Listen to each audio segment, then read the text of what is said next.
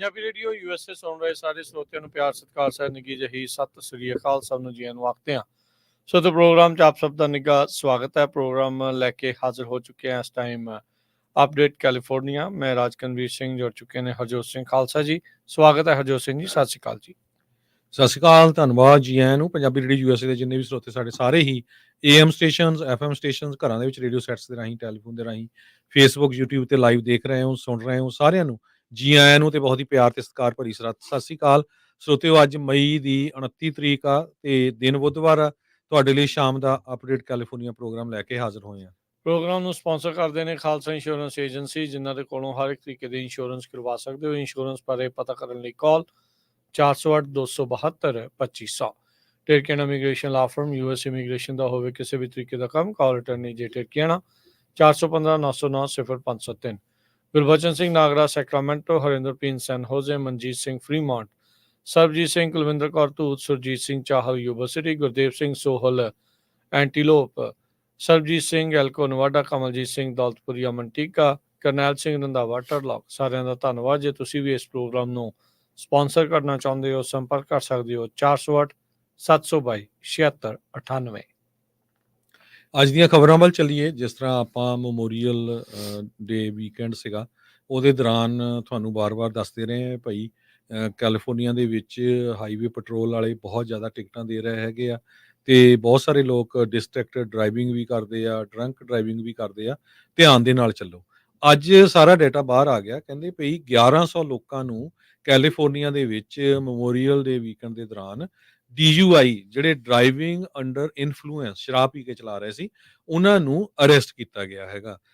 ਇਸ ਤੋਂ ਬਿਨਾਂ 1350 ਅਰੈਸਟ ਹੋਏ ਸੀ, ਜਿਨ੍ਹਾਂ ਚੋਂ 1106 ਜਾਣੇ DUI ਵਾਲੇ ਸੀਗੇ ਤੇ ਬਾਕੀ ਜਿਹੜੇ ਆ ਉਹ ਕੋਈ ਨਾ ਕੋਈ ਹੋਰ ਜਿਹੜਾ ਇਸ਼ੂ ਆ ਉਹਦੇ ਵਿੱਚ ਇਨਵੋਲਵ ਸੀਗੇ। 32,000 ਟਿਕਟਾਂ ਜਿਹੜੀਆਂ ਆ ਉਹ ਇਸ਼ੂ ਕੀਤੀਆਂ ਗਈਆਂ, ਜਿਹਦੇ ਵਿੱਚੋਂ 19,000 ਟਿਕਟਾਂ ਐਕਸੈਸਿਵ ਸਪੀਡਿੰਗ ਦੇ ਲਈ, 800 ਟਿਕਟਾਂ ਜਿਹੜੇ ਲੋਕ 100 ਮੀਲ ਤੋਂ ਵੱਧ ਤੇਜ਼ੀ ਦੇ ਨਾਲ ਚਲਾ ਰਹੇ ਸੀ, 1850 ਟਿਕਟਾਂ ਸੀਟ ਬੈਲਟ ਵਾਇਲੇਸ਼ਨ ਤੇ 2000 ਟਿਕਟਾਂ ਜਿਹੜੀਆਂ ਡਿਸਟਰੈਕਟਡ ਡਰਾਈਵਿੰਗ ਸਾਈਟੇਸ਼ਨਸ ਇਸ਼ੂ ਕੀਤੀਆਂ ਗਈਆਂ ਹੈਗੀਆਂ। ਕਹਿੰਦੇ ਭਈ ਮੈਮੋਰੀਅਲ ਡੇ ਦਾ ਤੇ ਲੇਬਰ ਡੇ ਜਿਹੜੇ ਹੁੰਦੇ ਹੈਗੇ ਆ, ਇਹ ਵਨ ਆਫ ਦਾ ਡੈਡਲੀਐਸਟ ਡੇ ਹੁੰਦੇ ਆ। ਤੇ ਇਸ ਵੀਕਐਂਡ ਦੇ ਦੌਰਾਨ 42 ਲੋਕਾਂ ਦੀ ਮੌਤ ਹੋਈ ਕੈਲੀਫੋਰਨੀਆ 'ਚ ਐਕਸੀਡੈਂਟ ਦੇ ਵਿੱਚ ਤੇ 17 ਵਹੀਕਲ ਜਿਹੜੇ ਜਿਨ੍ਹਾਂ ਦੇ ਐਕਸੀਡੈਂਟ ਹੋਏ, ਮੌਤ ਹੋਈ, ਉਹਨਾਂ ਨੇ ਜੋ ਆਪਣੀਆਂ ਸੀਟ ਬੈਲਟਸ ਨਹੀਂ ਲਾਈਆਂ ਹੋਈਆਂ ਸੀ। ਬਿਲਕੁਲ। ਦੇਖਿਆ ਹੀ ਹੋਣਾ, ਜਿਹੜੇ ਵੀ ਮੈਮੋਰੀਅਲ ਡੇ ਵੀਕਐਂਡ ਦੇ ਉੱਤੇ ਜਿੰਨਾ ਟਰੈਵਲ ਕੀਤਾ ਵੀ ਤੁਹਾਨੂੰ ਪੁਲਿਸ ਗਸ਼ਤ ਕਰਦੀ ਹੋਈ ਕਾਫੀ ਜ਼ਿਆਦਾ ਨਜ਼ਰ ਆਈ ਹੋਣੀ ਆ।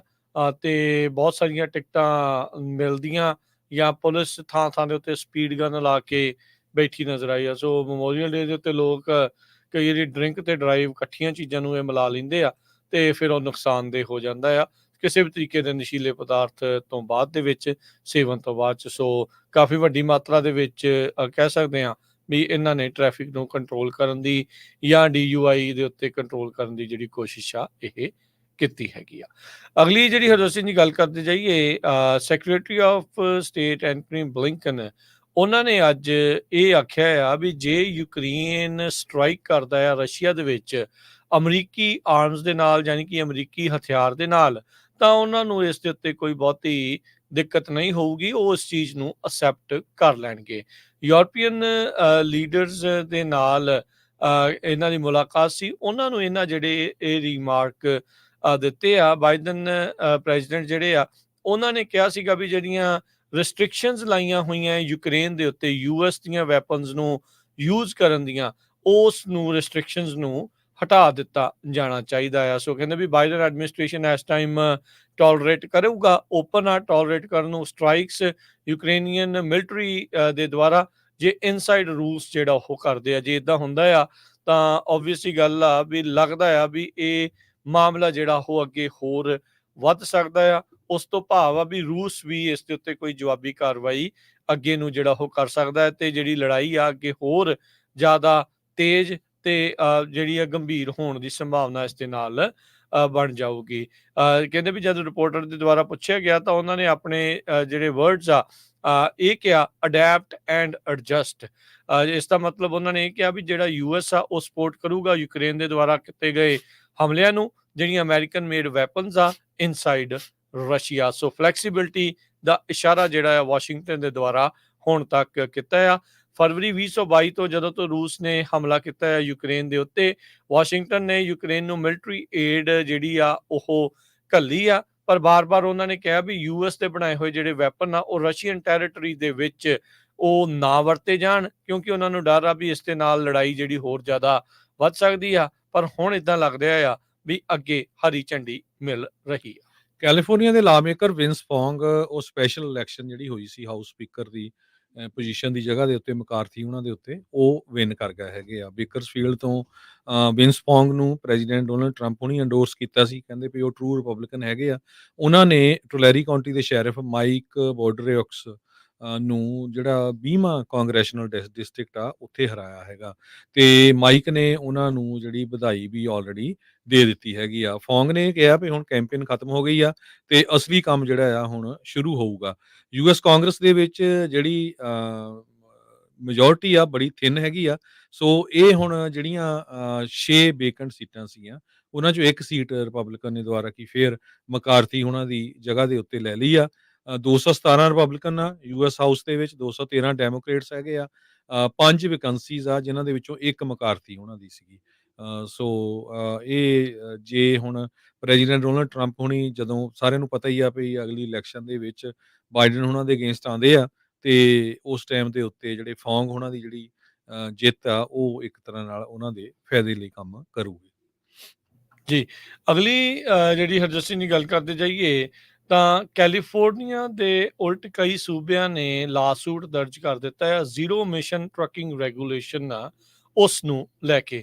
16 ਸੂਬੇ ਨੇ ਮਿਲ ਕੇ ਤੇ ਨਾਲ ਜਿਹੜਾ legislature of state of Arizona, ਉਹ California air resource board CARB, attorney general Rob Bonta, ਉਹਨਾਂ ਨੂੰ ਇਹ ਲਾਸੂਟ ਉਹਨਾਂ ਉਲਟ ਕਰ ਰਹੇ ਆ।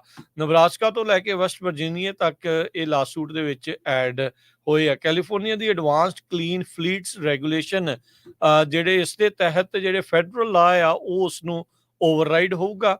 ਕੈਲੀਫੋਰਨੀਆ ਆਪਣੇ ਪੱਧਰ ਦੇ ਉੱਤੇ ਐਮਿਸ਼ਨਸ ਦੇ ਰੂਲ ਉਹ ਬਣਾ ਸਕਦਾ ਆ। ਇਹ ਰੈਗੂਲੇਸ਼ਨ ਕਹਿੰਦੇ ਐਗਜ਼ੈਕਟਿਵ ਆਰਡਰ ਇੱਕ ਜਿਹੜਾ ਗਵਰਨਰ ਨਿਊਸਮ ਹੋਣਾ ਨੇ ਸਾਈਨ ਕੀਤਾ ਸੀ 2020 ਦੇ ਵਿੱਚ, ਜ਼ੀਰੋ ਐਮਿਸ਼ਨ ਵਹੀਕਲਸ ਦੇ ਗੋਲ ਨੂੰ ਲੈ ਕੇ ਉਸ ਦੇ ਵਿੱਚੋਂ ਨਿਕਲਦਾ ਆ, ਜੋ ਕਿ 2035 ਤੱਕ ਕੈਲੀਫੋਰਨੀਆ ਦੇ ਵਿੱਚ ਉਹ ਲਾਗੂ ਕਰਨ ਦੀ ਕੋਸ਼ਿਸ਼ ਕਰ ਰਹੇ ਆ। ਇਸੇ ਦੇ ਤਹਿਤ ਸੈਮੀਜ਼, ਟਰੱਕਸ ਤੇ ਬੱਸਿਸ 2045 ਤੱਕ ਜ਼ੀਰੋ ਐਮਿਸ਼ਨ ਦੇ ਉੱਤੇ ਲੈ ਕੇ ਜਿਹੜਾ ਉਹ ਆਉਣਾ ਚਾਹੁੰਦੇ ਆ। ਹੁਣ ਇਸੇ ਹੀ ਲਾ ਦੇ ਉਲਟ, ਇਸੇ ਹੀ ਐਗਜ਼ੈਕਟਿਵ ਆਰਡਰ ਦੇ ਉਲਟ ਜਿਹੜੇ 16 ਸੂਬੇ ਤੇ ਐਰੀਜ਼ੋਨਾ ਦਾ ਲੈਜਿਸਲੇਚਰ ਆ ਉਹ ਹੁਣ ਲਾਸੂਟ ਜਿਹੜਾ ਉਹ ਕਰ ਰਿਹਾ ਹੈਗਾ ਆ ਵੀ ਰੈਗੂਲੇਟ ਆਪਣੇ ਪੱਧਰ ਦੇ ਉੱਤੇ, ਕੈਲੀਫੋਰਨੀਆ ਆਪਣੇ ਪੱਧਰ ਦੇ ਉੱਤੇ ਐਮਿਸ਼ਨਸ ਨੂੰ ਰੈਗੂਲੇਟ ਨਹੀਂ ਕਰ ਸਕਦਾ। ਇਹ ਜਿਹੜੇ ਖਾਸ ਕਰਕੇ ਜਿਹੜੇ ਵਹੀਕਲਸ ਆ ਸਟੇਟ ਟੂ ਸਟੇਟ ਜਿਹੜੇ ਉਹ ਚੱਲਦੇ ਨੇ, ਤੇ ਕਹਿੰਦੇ ਵੀ ਇਹ ਕਾਂਗਰਸ ਦੇ ਅਪਰੂਵਲ ਤੋਂ ਬਗੈਰ ਇਦਾਂ ਨਹੀਂ ਹੋਣਾ ਚਾਹੀਦਾ।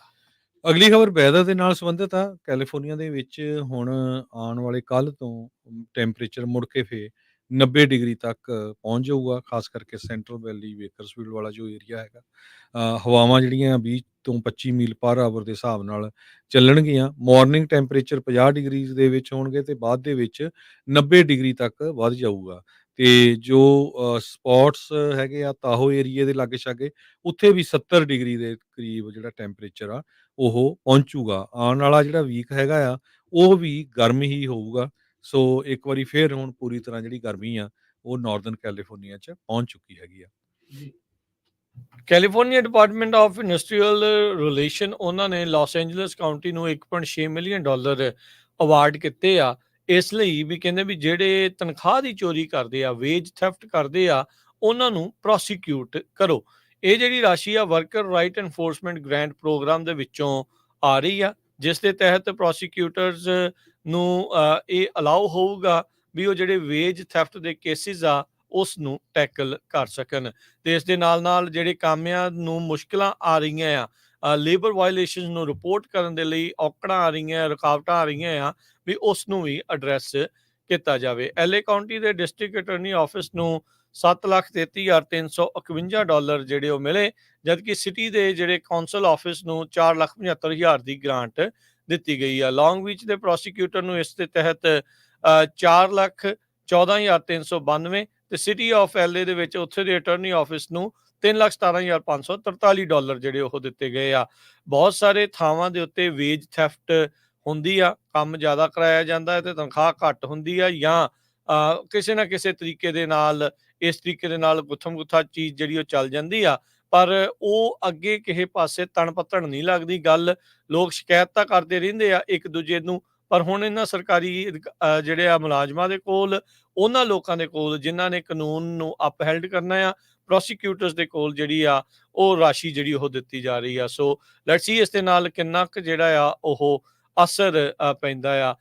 ਇਸ ਦੇ ਵਿੱਚ ਜੇ ਦੱਸਦੇ ਜਾਈਏ ਤਾਂ ਕਹਿੰਦੇ ਵੀ ਇੱਕ Catalina island business owners Jack and Nora Tucci, ਉਹਨਾਂ ਦੇ ਉੱਤੇ ਇਹ ਕਥਿਤ ਤੌਰ ਦੇ ਉੱਤੇ ਦੋਸ਼ ਸੀਗੇ ਵੀ ਇਹਨਾਂ ਨੇ $5 ਲੱਖ ਦਾ ਓਵਰਟਾਈਮ ਵੇਜ ਚੋਰੀ ਕੀਤਾ ਸੀ ਆਪਣੇ 18 EMPLOYEES ਦੇ ਕੋਲੋਂ, ਜਿਹੜੇ 2 ਮਹੀਨਿਆਂ ਦੇ ਵਿੱਚ। DA ਦੇ ਜਿਹੜੇ ਆਫਿਸ ਆ ਉਸਨੇ ਜਿਹੜਾ ਉਹ ਦੱਸਿਆ ਸੀ। ਸੋ ਇਦਾਂ ਦੀਆਂ ਕਈ ਪ੍ਰੋਬਲਮਸ ਲੋਕਾਂ ਨੂੰ ਜਿਹੜੀਆਂ ਉਹ ਸਾਹਮਣੇ ਆ ਰਹੀਆਂ ਆ। ਹੁਣ ਤੱਕ ਜਿਹੜੇ 17 ਪ੍ਰੋਸੀਕਿਊਟਰ ਆ ਪੂਰੇ ਸੂਬੇ ਦੇ ਵਿੱਚ, ਉਹਨਾਂ ਨੂੰ $8.5 ਮਿਲੀਅਨ ਦਿੱਤੇ ਗਏ ਆ ਵੇਜ ਥੈਫਟ ਦੇ ਵਾਇਲੇਟਰਸ ਦੇ ਪਿੱਛੇ ਜਿਹੜੇ ਉਹ ਜਾਣ ਦੇ ਲਈ। ਕਹਿੰਦੇ ਵੀ ਸੂਬੇ ਦੇ ਜਿਹੜੀਆਂ 10 ਕੁੱਲ ਜਿਹੜੀਆਂ ਸਭ ਤੋਂ ਵੱਧ ਪਾਪੂਲੇਸ਼ਨ ਵਾਲੀਆਂ ਸਟੇਟਸ ਆ, ਉਹ ਤਕਰੀਬਨ $8 ਬਿਲੀਅਨ ਲੂਜ਼ ਕਰਦੀਆਂ ਆ ਮਿਨੀਮਮ ਵੇਜ ਵਾਇਲੇਸ਼ਨ ਦੇ ਵਿੱਚ। ਅਗਲੀ ਖਬਰ ਵੱਲ ਚਲੀਏ। ਕੈਲੀਫੋਰਨੀਆ ਦੇ ਵਿੱਚ, ਖਾਸ ਕਰਕੇ ਸਦਰਨ ਕੈਲੀਫੋਰਨੀਆ ਦੇ ਵਿੱਚ ਇੱਕ ਜਿਹੜਾ ਸ਼ਹਿਰ ਆਇਆ ਵੀ ਸਭ ਤੋਂ ਗੰਦਾ ਸ਼ਹਿਰ ਆ ਪੂਰੇ ਨੇਸ਼ਨ ਦੇ ਵਿੱਚ।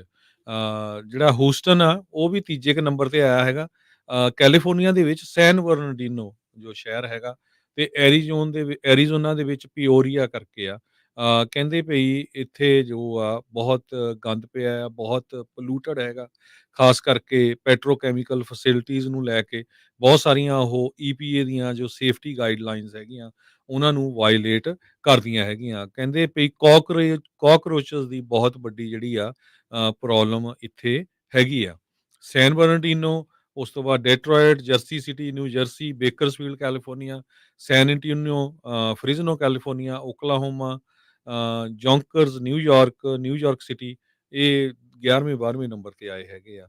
ਸੋ ਇਹਦੇ 'ਚ ਇਕੱਲਾ ਇਹ ਨਹੀਂ ਵੀ ਜਿਹੜੇ ਲੋਕ ਗੰਦ ਪਾਉਂਦੇ ਆ, ਜਿਹੜੀਆਂ ਉੱਥੇ ਫੈਕਟਰੀਆਂ ਜਾਂ ਕੈਮੀਕਲ ਲੱਗੀਆਂ, ਸੈਂਟਰਲ ਵੈਲੀ ਦੇ ਵਿੱਚ ਸਪਰੇਅ ਹੁੰਦੀ ਆ, ਜਿਹੜੇ ਜਿੰਨੇ ਵੀ ਕੈਮੀਕਲ ਯੂਜ਼ ਹੁੰਦੇ ਹੈਗੇ ਆ ਫਾਰਮਸ ਦੇ ਵਿੱਚ, ਉਹਨਾਂ ਦੇ ਨਾਲ ਜਿਹੜਾ ਸਿਹਤ ਦੇ ਉੱਤੇ ਅਸਰ ਵੀ ਪੈਂਦਾ ਹੈ।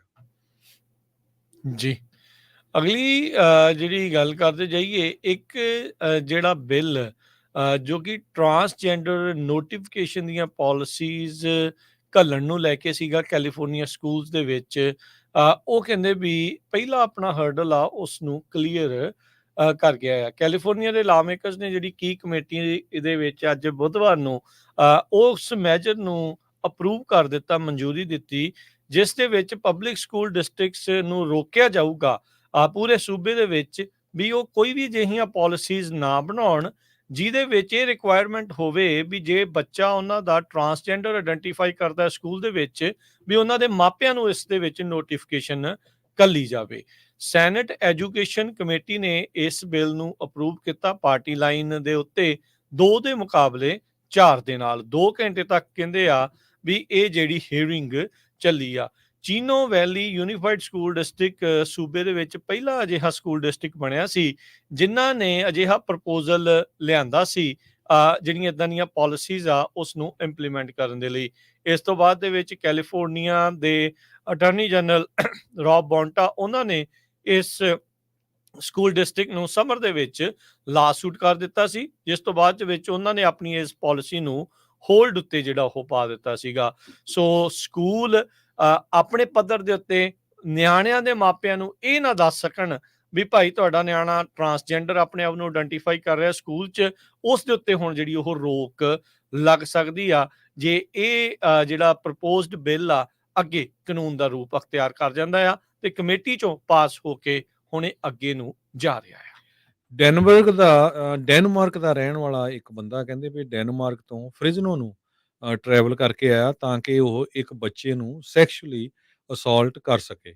ਹੁਣ ਜੱਜ ਨੇ 59 ਸਾਲਾ ਕਲੌਸ ਮਾਰਕਸਲਨ ਨੂੰ 14 ਸਾਲਾਂ ਦੀ ਜੇਲ੍ਹ ਟਰਮ ਜਿਹੜੀ ਆ ਉਹ ਦਿੱਤੀ ਹੈਗੀ ਆ। 15 ਸਾਲਾਂ ਦੀ ਉਸ ਤੋਂ ਬਾਅਦ ਸੁਪਰਵਾਈਜ਼ਡ ਉਹਦੀ ਜਿਹੜੀ release of distributing images of child pornography ਉਹਦੇ ਸੰਬੰਧ ਦੇ ਵਿੱਚ ਦਿੱਤੀ ਹੈਗੀ ਆ। ਜੁਲਾਈ 2023 ਦੇ ਵਿੱਚ ਯੂਐਸ ਅਟਾਰਨੀ ਆਫਿਸ ਨੇ ਅਨਾਉਂਸ ਕੀਤਾ ਸੀ ਕਿ ਇਸ ਨੂੰ ਫ੍ਰਿਜ਼ਨੋ ਦੇ ਵਿੱਚ ਅਰੈਸਟ ਕੀਤਾ ਗਿਆ ਹੈਗਾ। ਇੱਕ ਅੰਡਰ ਕਵਰ ਆਪਰੇਸ਼ਨ ਜਨਵਰੀ 2023 ਦੇ ਵਿੱਚ on the dark web led agents ਨੇ ਕੀਤਾ ਸੀ, ਜਦੋਂ ਇਸ ਨੂੰ ਅਰੈਸਟ ਕੀਤਾ ਗਿਆ ਸੀਗਾ। ਤੇ ਇੱਕ ਏਜੰਟ ਜਿਹੜਾ ਆਪਣੇ ਆਪ ਨੂੰ ਲੇਡੀ ਬਣ ਕੇ ਉਸਨੇ ਪੋਜ਼ ਕੀਤਾ ਸੀ ਤੇ ਇਸ ਨੂੰ ਅਰੈਸਟ ਕੀਤਾ ਗਿਆ ਹੈਗਾ। ਕਾਂਗਰਸ ਦੇ ਵਿੱਚ ਰਿਪਬਲਿਕਨਸ ਇਸ ਟਾਈਮ ਮੰਗ ਕਰ ਰਹੇ ਆ ਕੈਲੀਫੋਰਨੀਆ ਦੇ ਹਾਈ ਸਪੀਡ ਰੇਲ ਪ੍ਰੋਜੈਕਟ ਦੀ ਇਨਫੋਰਮੇਸ਼ਨ ਨੂੰ ਜਿਹੜਾ ਉਹ ਲੈ ਕੇ। ਇੱਕ ਪਾਸੇ ਪ੍ਰੈਜ਼ੀਡੈਂਟ ਬਾਈਡਨ ਬਾਈਪਾਰਟੀਜ਼ਨ ਇਨਫਰਾਸਟ੍ਰਕਚਰ ਦੀਆਂ ਆਪਣੀਆਂ ਅਚੀਵਮੈਂਟਸ ਇਲੈਕਸ਼ਨ ਈਅਰ ਦੇ ਵਿੱਚ ਦੱਸ ਰਹੇ ਆ ਕੈਂਪੇਨ ਟ੍ਰੇਲ ਦੇ ਉੱਤੇ। ਦੂਜੇ ਪਾਸੇ ਜਿਹੜੇ ਕਾਂਗਰੈਸ਼ਨਲ ਰਿਪਬਲਿਕਨਸ ਆ ਇਹ ਮੰਗ ਕਰ ਰਹੇ ਆ ਵੀ ਇਹ ਜਿਹੜਾ ਜਿਸ ਦੇ ਉੱਤੇ ਕਈ ਸਵਾਲ ਨੇ high speed rail project California 'ਚ, ਵੀ ਉਸ ਬਾਰੇ ਸਾਨੂੰ ਹੋਰ ਵੀ ਜਾਣਕਾਰੀ ਦਿੱਤੀ ਜਾਵੇ। Billions of dollar federal funding ਦੇ ਵਿੱਚ ਤੇ ਇੱਥੇ ਜਿਹੜਾ ਉਹ ਸਪੈਂਡ ਕੀਤਾ ਜਾ ਰਿਹਾ ਹੈਗਾ ਆ। ਸੋ ਜਿਹੜੇ ਸਕੱਤਰ ਹੈਗੇ ਨੇ ਟਰਾਂਸਪੋਰਟੇਸ਼ਨ ਦੇ ਪੀਟ ਬਿਊਟਿਜੇਜ, ਉਹਨਾਂ ਦੇ ਕੋਲੋਂ ਇਹ ਹੁਣ ਕੁਐਸਚਨ ਮੰਗਿਆ ਗਿਆ ਆ। ਕਹਿੰਦੇ ਵੀ ਇਹ ਇੱਕ ਸੁਪਨਾ ਸੀਗਾ ਕੈਲੀਫੋਰਨੀਆ ਦੇ ਵਿੱਚ ਇਹ ਪਲਾਨ ਵੀ ਹਾਈ ਸਪੀਡ ਰੇਲ ਕੋਰੀਡੋਰ ਬਣਾਇਆ ਜਾਵੇ ਜਿਹਦੇ ਨਾਲ Sacramento, San Francisco, LA, San Diego ਤੇ ਹੋਰ ਇਨ ਬਿਟਵੀਨ ਜਿੰਨੀਆਂ ਵੀ ਸਿਟੀਜ਼ ਆ ਉਹਨਾਂ ਨੂੰ ਰੇਲ ਦੇ ਨਾਲ ਜਿਹੜਾ ਉਹ ਤੇਜ਼ ਰੇਲ ਦੇ ਨਾਲ ਜੋੜਿਆ ਜਾਵੇ। 2008 ਦੇ ਵਿੱਚ ਪਹਿਲੀ ਵਾਰ ਇਹ ਬੈਲਟ ਮੈਜਰ ਅਪਰੂਵ ਹੋਇਆ ਸੀ। ਹੁਣ ਦੇਖ ਲਓ ਵੀ 2024 ਆ ਗਈ ਆ, ਪਰ ਅਜੇ ਵੀ ਇਹ ਜਿਹੜਾ ਪ੍ਰੋਜੈਕਟ ਆ ਕਿਸੇ ਤਣ ਪੱਤਣ ਲੱਗਦਾ ਨਜ਼ਰ ਨਹੀਂ ਆ ਰਿਹਾ।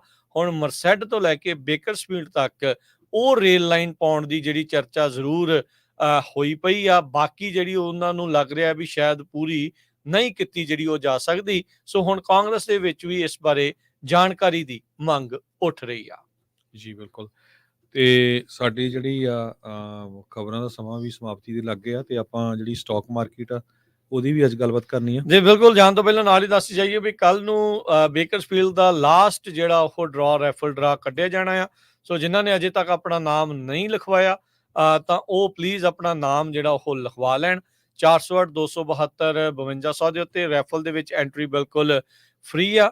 ਤੇ ਆਉਂਦੀ ਜਿਹੜੀ 2 ਜੂਨ ਨੂੰ ਜੋ ਕਿ ਉੱਥੇ ਨਗਰ ਕੀਰਤਨ ਹੋਣਾ ਆ ਗੁਰਦੁਆਰਾ ਸਾਹਿਬ ਦਸ਼ਮੇਸ਼ ਦਰਬਾਰ ਬੇਕਰਸਫੀਲਡ, ਉੱਥੇ ਆ ਕੇ ਜਿਹੜੇ ਇਨਾਮ ਆ ਉਹ ਅਸੀਂ ਵੰਡਣੇ ਆ। ਐਲਾਨ ਜਿਹੜਾ ਆ ਉਹ ਅਗਲੇ ਇਨਾਮਾਂ ਦਾ 10 ਆਲਰੇਡੀ ਇਨਾਮ ਜਿਹੜੇ ਉਹ ਨਾਮ ਆ ਉਹ ਕੱਢੇ ਜਾ ਚੁੱਕੇ ਆ ਤੇ ਕੱਲ ਨੂੰ ਹੋਰ ਜਿਹੜੇ ਇਨਾਮ ਆ ਉਹ ਕੱਢੇ ਜਾਣੇ ਆ।